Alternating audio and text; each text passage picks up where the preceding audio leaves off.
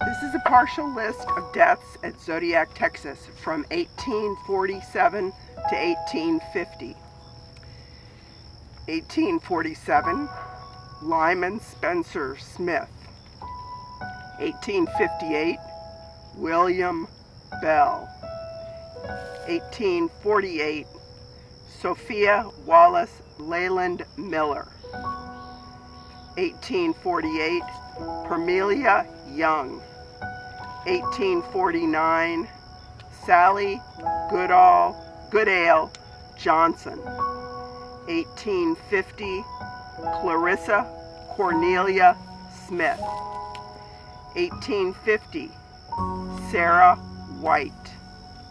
1850, Minna White. 1850, Rosina Minerva White Miller. 1850, Amalona or Amahona Chipman. 1850, William Leyland Jr. 1850, William P. Eldridge. 1850, Otis Hobart. And Lyman White was buried here March 3rd, 1858.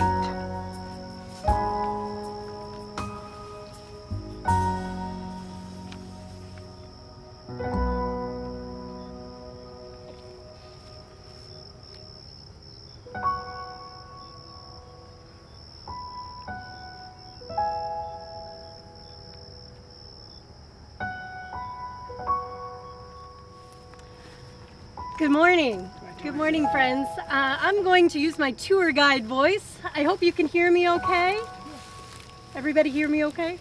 Wonderful. Mel Johnson. He's not here. Oh.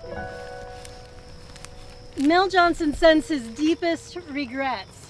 Deepest regrets as it pains him not to be with us today. And I certainly wish that he was here with us to share of the sacred space. Fortunately, he has given me the tools and guidance needed to share on his behalf. So as we gather this morning and stand on the grounds of this historic cemetery, I invite you to take a moment to breathe in your surroundings and take in the Texas sunrise.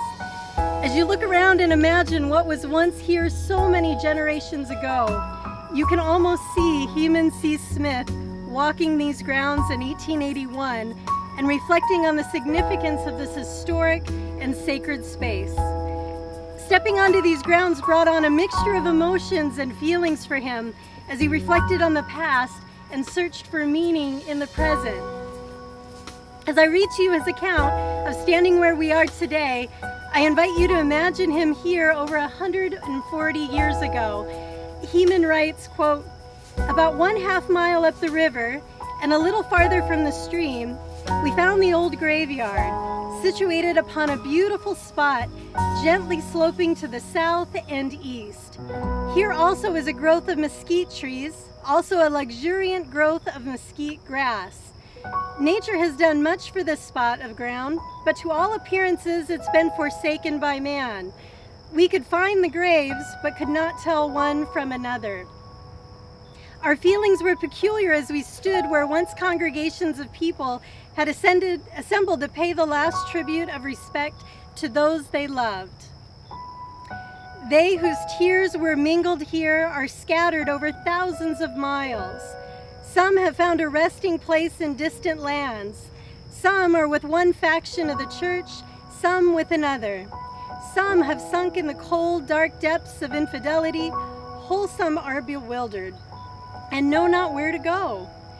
May the enlightening, saving influence of God's love recover them all from apostasy and darkness, and may they move on in unity and love as before, but in a sure, safer way." He writes, "We could not refrain from the thoughts that this spot was a disgrace to the living. Here most of the company have relatives, and all have friends buried. Not a stone marks the spot, Not even a rose blooms over the graves of those we love. Long years have passed, and some of us can erect a monument for our relatives, but collectively we must do something yet. End quote. So, as we stand here on these historic grounds, one can't help but feel the pull that Heman C. Smith had to this place.